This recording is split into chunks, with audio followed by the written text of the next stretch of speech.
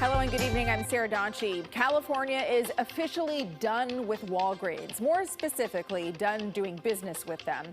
Governor Newsom said today the state won't do any more business with Walgreens because the company is refusing to sell a specific abortion pill in about 20 states. That's because in February, attorneys general in all of those states warned Walgreens against mailing mifepristone.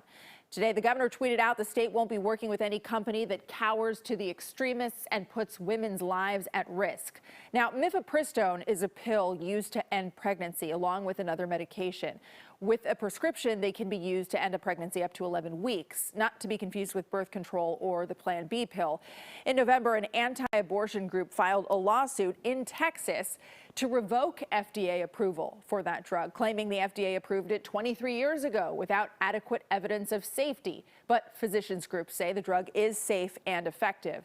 A Trump-appointed judge could make a ruling on that case any day now. Our reporter Sean Chitness spoke to people on both sides of the issue with very different perspectives. Tonight, Walgreens won't comment on the governor's tweet saying that the state will no longer do business with the company. While Walgreens has said it will provide the abortion pill where it legally can, advocates on both sides are reacting to the news that the company won't distribute the medication by mail in several states.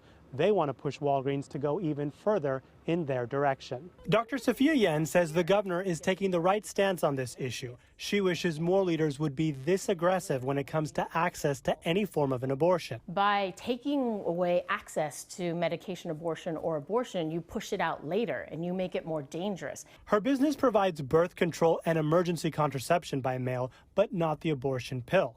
She believes women need to have easy access to it, including at pharmacies. This medication is absolutely safe. It's been approved by the FDA for 20 plus years, and to take it away is absolutely a political maneuver. But Kristen Turner says the danger comes with less restrictions on the abortion pill.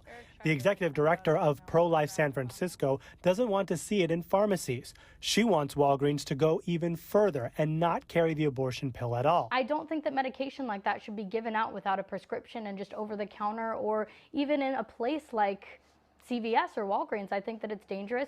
Turner will often take to the streets to share her views. Recently, she and other anti-abortion advocates took their protest inside stores like Walgreens in California. We're going to be entering pharmacies, protesting loudly and boldly against the use of abortion pills that kill children. Last week, Walgreens confirmed to CBS News it will not dispense the abortion pill and told 20 attorneys general it did not intend to provide it in their states.